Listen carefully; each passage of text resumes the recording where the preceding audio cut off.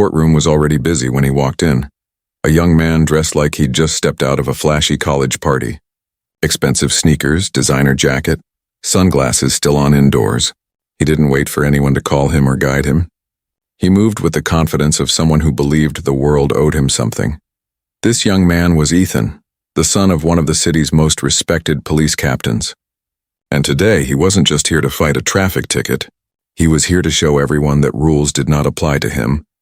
As he approached the front, he pulled something from his pocket. Not paperwork, not identification, not an apology. It was his father's police badge. He held it carelessly between two fingers, swinging it like a toy. People in the gallery looked at each other. Some shook their heads. Others whispered. They had seen arrogance before him, but this was different. Ethan didn't look nervous. He didn't look embarrassed. He looked entitled. He leaned on the defendant's podium, chewing gum, tapping his foot loudly, not even acknowledging the seriousness of the courtroom. Judge Caprio glanced up from his bench. "Sir, please remove your sunglasses in the courtroom." Ethan didn't move, didn't speak, just smirked. Then with a slow, mocking motion, he slid the sunglasses down and stared directly at the judge, like someone testing how far they could push a boundary. He lifted the badge slightly and spoke in a voice just loud enough for everyone to hear. "We don't need to make this a big deal. You know who my father is." The room fell silent. Not the respectful silence that comes from order, but the uncomfortable silence that comes from disbelief. A few officers standing near the back knew exactly who the father was. A man of discipline, a man of quiet duty, a man who had earned every ounce of respect he carried. But his son, this young man, was trying to use that respect like a shortcut. Judge Caprio didn't react immediately. He simply looked at the badge, then at the young man, and for a long moment said nothing at all. No one in that room could have predicted the sentence that was about to come. A sentence that would change not just the boy, but everyone watching.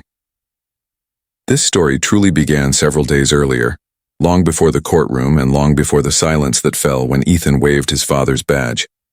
It was a late afternoon in Providence. The streets were busy, traffic was heavy, and people were trying to get home. Among them was Officer Ramirez, a calm and steady officer known for doing things by the book. No exceptions. No shortcuts. As he patrolled his route, a black sports car swerved around a corner, screeching against the road. It cut through a crosswalk where a mother and her young daughter had just stepped off the curb. The mother grabbed the child back just in time. Officer Ramirez flicked on his sirens and pulled the car over. When he approached the window, he didn't raise his voice. He simply asked the driver, Ethan, for his license and registration. Ethan leaned back in his seat, smiling like he was in control of the situation from the start. Instead of reaching for his documents, he reached into his jacket and pulled out the badge. He didn't explain. He didn't ask. He displayed it, as if that alone should erase everything. "Officer," Ramirez paused, not because he was intimidated, but because it was a moment that said everything about the mindset of the boy in front of him. "Sir, I need your driver's license," Ramirez repeated. Ethan sighed dramatically. "You don't get it. You work for my father. This is covered. Just go write someone else a ticket." People on the sidewalk began watching. Some took out their phones. Officer Ramirez didn't argue. He didn't lecture. He simply did his job.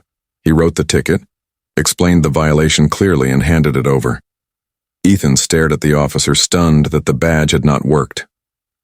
"You're going to regret that. I'm not like other people," Ramirez simply replied. "The law is the same for everyone," and walked back to his patrol car. Later that evening, Ethan's father, Captain Hayes, sat at the kitchen table, his uniform still on, exhaustion on his face. He had just returned from a 12-hour shift dealing with a neighborhood dispute. He fought daily for respect that he had earned slowly over decades.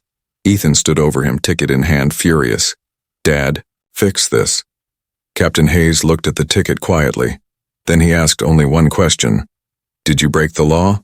Ethan blinked, confused. He wasn't expecting that. "I asked you a question, son," Ethan scoffed. "It doesn't matter. They should respect who you are." The captain closed his eyes. And in that moment, something inside him broke. Not anger, not embarrassment, but disappointment. A lifetime of integrity, reduced to a tool in his son's hands. He said nothing more. Not that night. Not the next morning. Not even when Ethan walked into Judge Caprio's courtroom believing the badge still held power. He simply watched, quietly, knowing that the lesson his son needed was coming. The courtroom settled as Judge Caprio adjusted his glasses and looked at Ethan's file. The young man leaned against the podium as if it were a lounge chair, bored, unimpressed, and completely convinced this would be over in moments. Judge Caprio began with the basics. You were cited for speeding, driving in the pedestrian lane and endangering a child in a crosswalk. Is that correct? Ethan shrugged, blowing a bubble with his gum. Yeah, but like I said, it's nothing. My father's badge covers this. He lifted the badge again, dangling it lazily in the air. The sound of that badge clinking against his ring echoed louder than any yell could have. Every officer in that room stiffened. Every parent in the room clenched their jaw. And the captain, his father, standing quietly near the back, closed his eyes. Judge Caprio leaned slightly forward. Son, that badge does not belong to you. Ethan smirked. Well, it does now. Dad said I could use it if a cop tried to hassle me. The father finally opened his eyes, pain in them, but remained silent. Judge Caprio looked at the captain. Captain Hayes, is that true? The captain hesitated, the weight of the moment pressing on his shoulders. No, Your Honor, I would never say that. The badge represents service, not privilege. Ethan spun around, startled. Dad, just tell him to dismiss this. What's the big deal? You earned respect. So I get respect too. The entire room felt the sting of those words, not earned, not learned, just expected.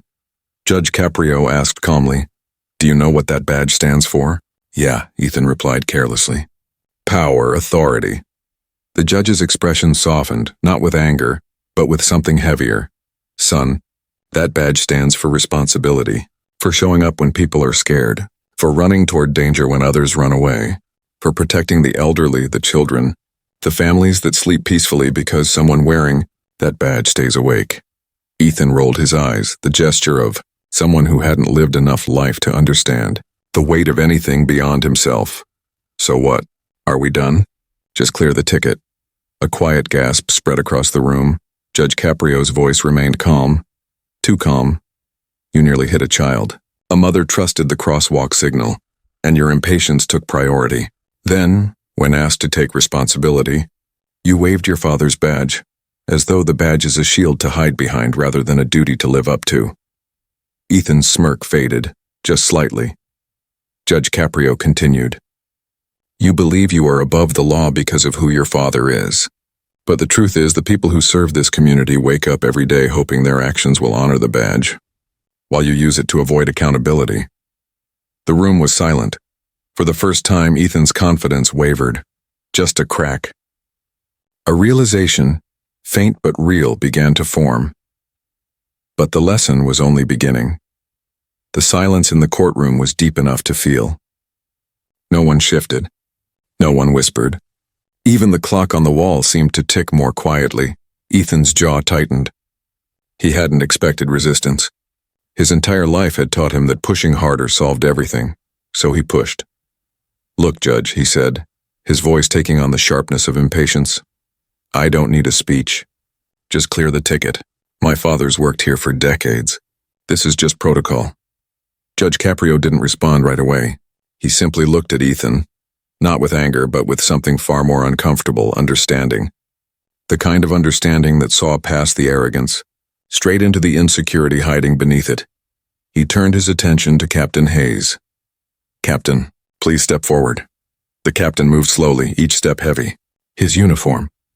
The same one he had worn through storms, emergencies, riots, and quiet nights, suddenly felt tighter, heavier, as though the past 25 years were pressing down all at once. He stood beside his son. Ethan looked at him, expecting support, backup, validation. But what he saw instead was pain. Judge Caprio spoke softly. Captain Hayes, your service record is impeccable. You have risked your life for this city more times than are written in these files. You have shown courage, patience, and integrity. If anyone has earned respect in this room, it is you. The captain swallowed hard, his voice almost unsteady. Thank you. Your Honor, Judge Caprio continued. But your son believes your respect is something he can borrow, instead of something he must earn. The captain's shoulders lowered. His silence spoke louder than any words could. The gallery watched, and some with sympathy, some with quiet frustration, others with the heavy awareness that many children carry the weight of expectations they never understood. Ethan's eyes darted between the judge and his father. For the first time, something broke through his confidence. Confusion. But I thought... He stopped. The words didn't sound right anymore. Not even to him. Judge Caprio leaned back. You are not on trial for speeding alone. You are here because you tried to use your father's honor as a shortcut to avoid accountability. You treated the badge like a key to unlock privilege instead of a promise to serve. The room exhaled, but quietly. A woman seated in the crowd, the mother from the crosswalk, lifted her hand slightly. Judge Caprio nodded for her to speak. She stood, her daughter beside her holding her hand. My little girl could have been hurt that day, she said gently. I don't want your son punished. I just want him to understand what could have happened. Ethan looked at the little girl. For the first time, his expression stopped trying to look like anything at all. No ego. No performance. Just a young man, suddenly aware of the real world. The judge saw it. The lesson was beginning to land, but the true impact was still to come. Ethan stood there suddenly quiet. The badge in his hand felt heavier than it had a moment ago.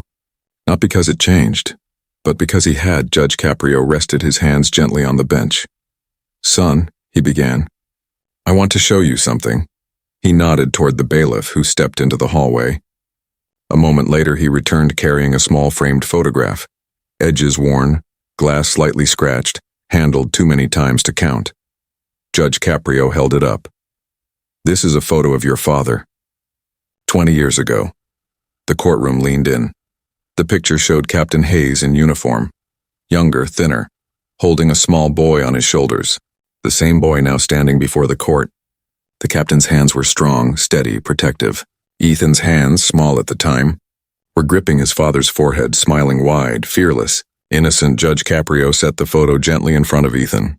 In this picture, he said, your father was returning from a house fire. He had just carried a family out before the building collapsed behind him. He did not stop to ask if anyone knew his name. He did not show his badge to be praised. He acted because someone needed help. Ethan stared at the photo. His father did not look like a man of authority in that picture. He looked like a man of responsibility. The judge continued. Your father earned respect through service, through sacrifice, through steady patience on long nights when the city slept and danger did not. The captain's eyes lowered. His voice was quiet. Son, I never wanted you to use that badge, he said. I wanted you to understand it. A hush spread across the room, not dramatic but deeply human. Ethan's shoulders dropped. His posture softened. His breathing shifted. Something inside him was shifting, slowly, painfully, but undeniably. He picked up the badge again, but this time he didn't wave it or display it. He held it the way one holds something fragile. I didn't know, he whispered. Judge Caprio nodded. No child knows the weight their parents carry until they are forced to see it. The mother from the crosswalk gently squeezed her daughter's hand. The officers in the back stood quietly. The captain remained still, letting his son arrive at the understanding himself. Ethan finally turned to his father, not with arrogance, not with expectation, but with a vulnerable question. Dad, did I disappoint you? The captain's answer was not sharp and not soft. It was honest. You disappointed yourself, but that means you can also fix it. And that was the moment the courtroom felt something change, not in law, not in punishment, but in the heart of a young man who had never understood the meaning of the badge he held. The lesson had reached him. Now came the sentence. Judge Caprio let the silence settle. Not a heavy silence, but a reflective one, the kind that allows understanding to sink in deeper than words ever could. Ethan still held the badge in his hand, but not like before. It no longer looked like a shield. It looked like a weight he wasn't sure how to carry. The judge spoke gently. Ethan, I am not here to embarrass you. I am here to teach you what the world has not yet required from you. Accountability. Ethan lifted his eyes, waiting. You did not cause harm, but you could have.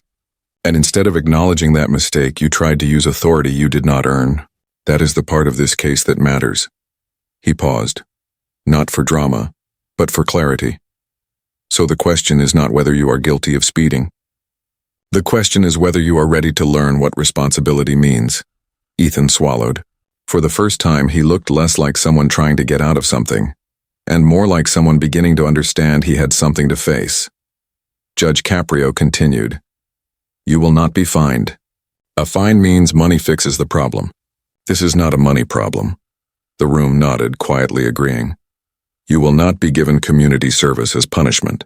Service is not punishment, it is privilege. People leaned in. Instead, you will spend 10 Saturdays at the Police Youth Community Center. You will help younger kids who look up to officers. You will teach them safety, respect, and responsibility. And you will go there not as the captain's son, but as Ethan, a young man learning to become someone worth following.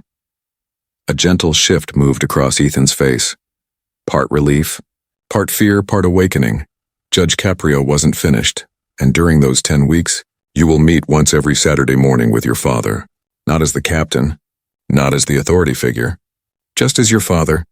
The two of you will talk about what the badge means and what character means. Ethan blinked hard. Those words hit deeper than any punishment ever could, because the truth was simple. The distance between father and son had never been anger. It had been misunderstanding. The captain stepped forward, placing a hand on his son's shoulder, not firm, not weak, steady. Ethan's voice wavered. I'll do it. I want to. I need to. It was the first sentence he had spoken without defense. The judge nodded. That is how respect begins, not demanded, not inherited, but chosen. No applause followed, no gasps. Just a deep, collective breath of understanding. Ethan handed the badge back to his father. Not because he was told to, but because he finally knew it wasn't his to carry. Not yet. But now. He was on the road to becoming someone who might one day earn it. When the gavel finally fell, there was no dramatic applause, no cheers, no victory. The moment didn't need any of that. What filled the courtroom instead was something far more meaningful. Understanding. Ethan didn't rush out the door like many defendants do. He didn't look for an exit at all. He just stood there for a moment beside his father, holding nothing, no badge, no excuse, no shield. Just himself. And for the first time, that was enough.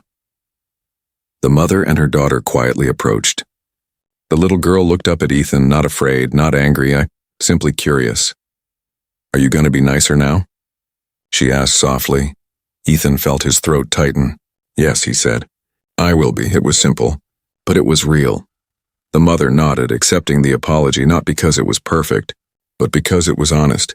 Captain Hayes placed his arm around his son's shoulder, not out of relief that the case was over, but out of hope for what might come next.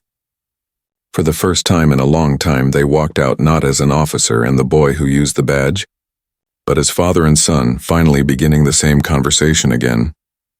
Over the next 10 Saturdays, something changed. Ethan didn't just show up at the youth center. He engaged. He learned how kids looked up to officers not because of power, but because of protection. He learned how leadership isn't loud, it's steady. He learned how a badge symbolizes service, not status.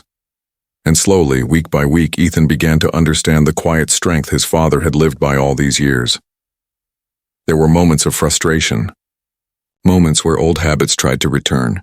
Moments where pride fought to take back control. But each time, Ethan remembered the courtroom. The photograph. The silence. The child he nearly endangered. The father he nearly disrespected, and he kept learning. Because respect is not something you wear. It is something you become. Authority does not make you important. Character does. Some people believe respect is something they can demand. But true respect is built in the quiet moments. When no one is watching, when no one is clapping, when there is nothing to gain. The world doesn't remember titles. It remembers actions. And Ethan finally began choosing the right ones. Call to action. If you believe humility is real strength, type respect in the comments. Let's see how many hearts still understand the value of character over ego. And tell me, where are you watching from? I want to acknowledge every person who still believes in kindness, growth, and second chances. Because the world needs more of you. Thank you for watching.